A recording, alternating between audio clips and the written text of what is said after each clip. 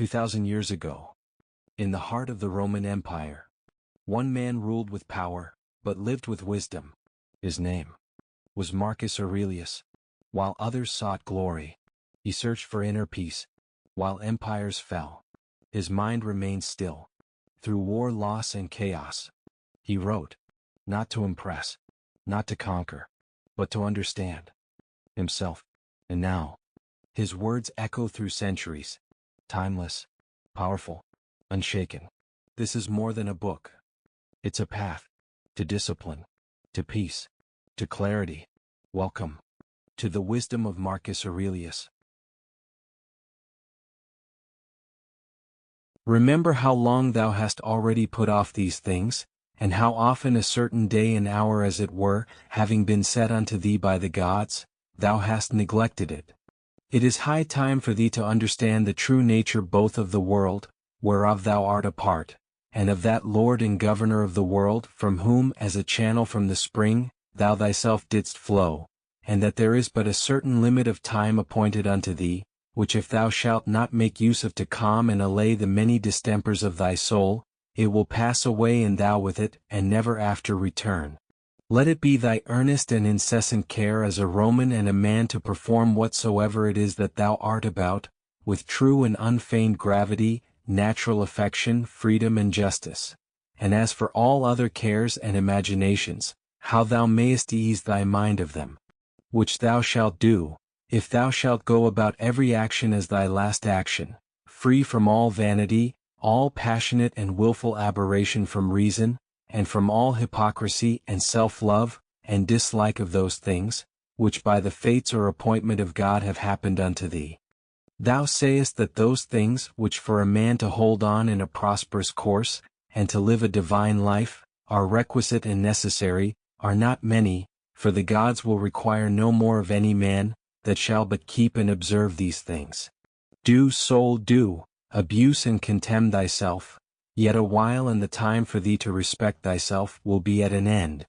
Every man's happiness depends from himself, but behold thy life is almost at an end, whiles affording thyself no respect, thou dost make thy happiness to consist in the souls and conceits of other men. Why should any of these things that happen externally so much distract thee? Give thyself leisure to learn some good thing, and cease roving and wandering to and fro. Thou must also take heed of another kind of wandering, for they are idle in their actions, who toil and labor in this life, and have no certain scope to which to direct all their motions and desires. For not observing the state of another man's soul, scarce was ever any man known to be unhappy.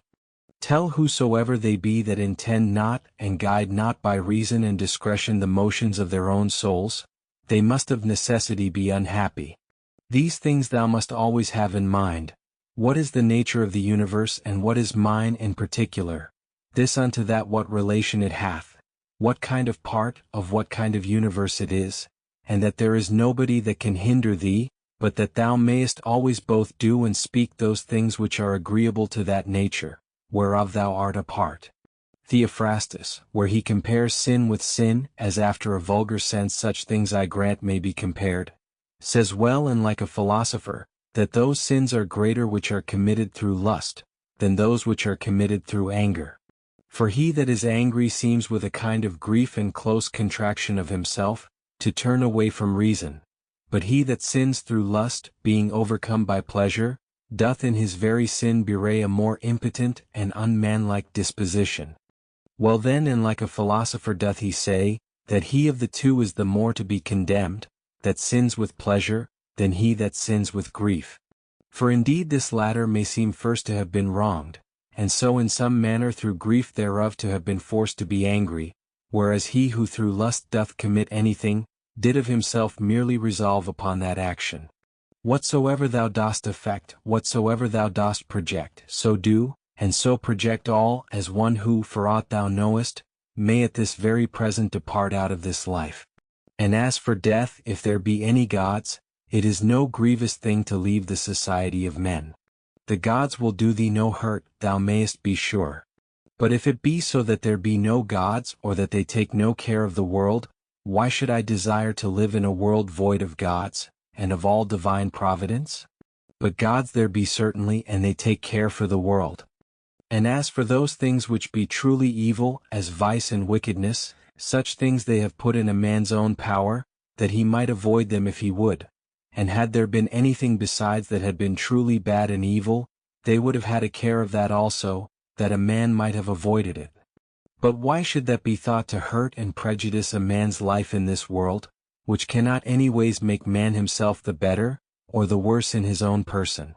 Neither must we think that the nature of the universe did either through ignorance pass these things, or if not as ignorant of them, yet as unable either to prevent, or better to order and dispose them. It cannot be that she through want either of power or skill, should have committed such a thing, so as to suffer all things both good and bad, equally and promiscuously, to happen unto all both good and bad. As for life therefore and death, honor and dishonor, labor and pleasure, riches and poverty, all these things happen unto men indeed, both good and bad equally. But as things which of themselves are neither good nor bad, because of themselves, neither shameful nor praiseworthy.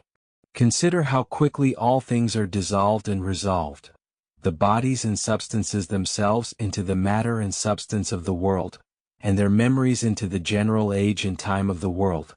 Consider the nature of all worldly sensible things, of those especially which either ensnare by pleasure or for their irksomeness are dreadful, or for their outward luster and show are in great esteem and request, how vile and contemptible, how base and corruptible, how destitute of all true life and being they are.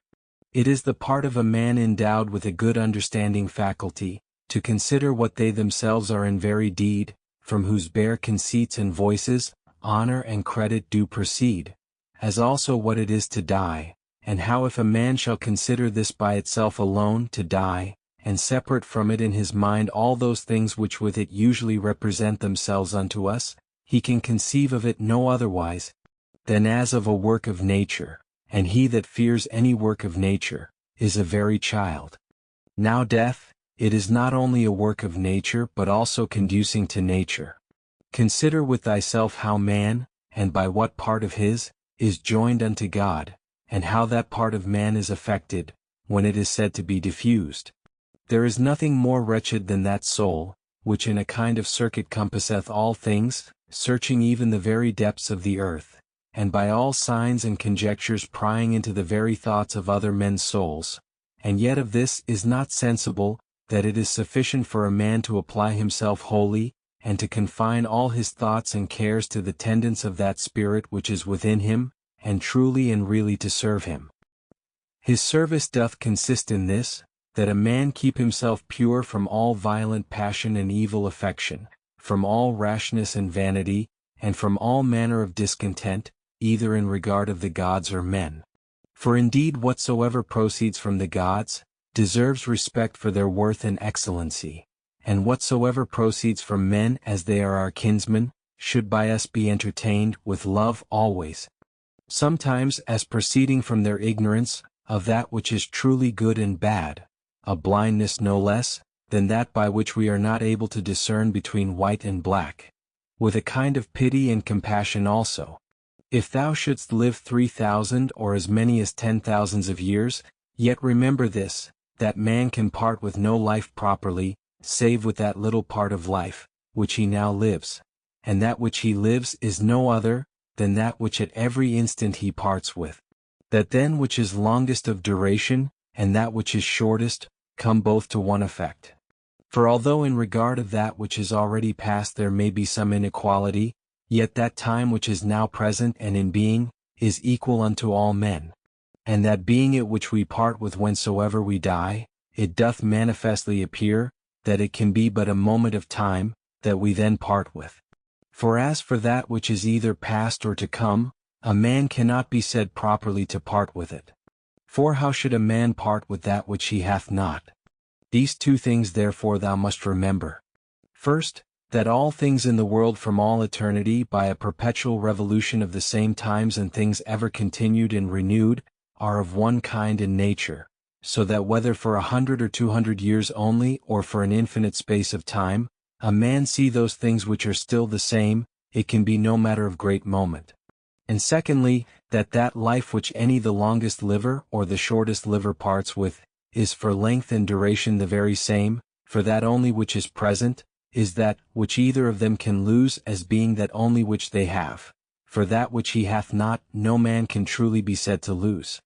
Remember that all is but opinion and conceit, for those things are plain and apparent, which were spoken unto Monimus the Cynic. And as plain and apparent is the use that may be made of those things, if that which is true and serious in them, be received as well as that which is sweet and pleasing.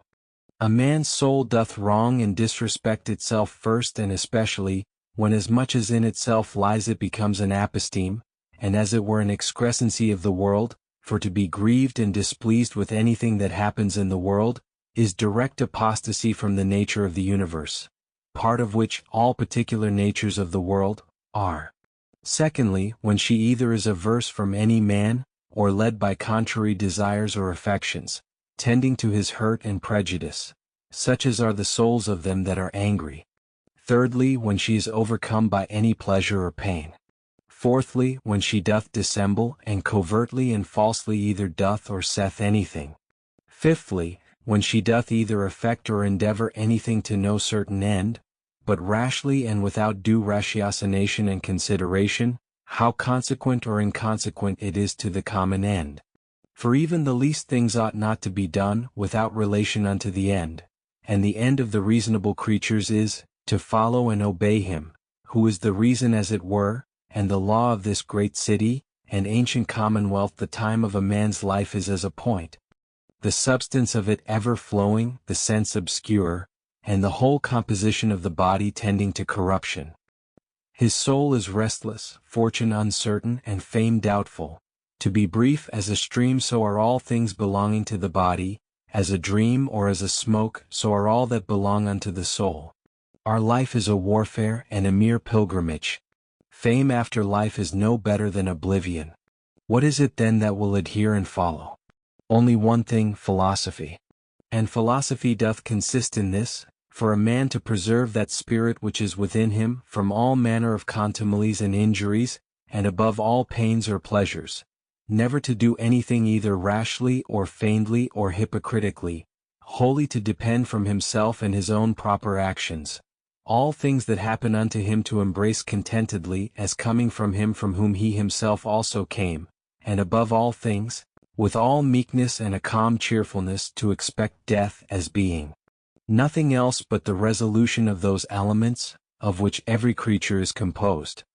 And if the elements themselves suffer nothing by this their perpetual conversion of one into another, that dissolution and alteration, which is so common unto all, why should it be feared by any? Is not this according to nature? But nothing that is according to nature can be evil.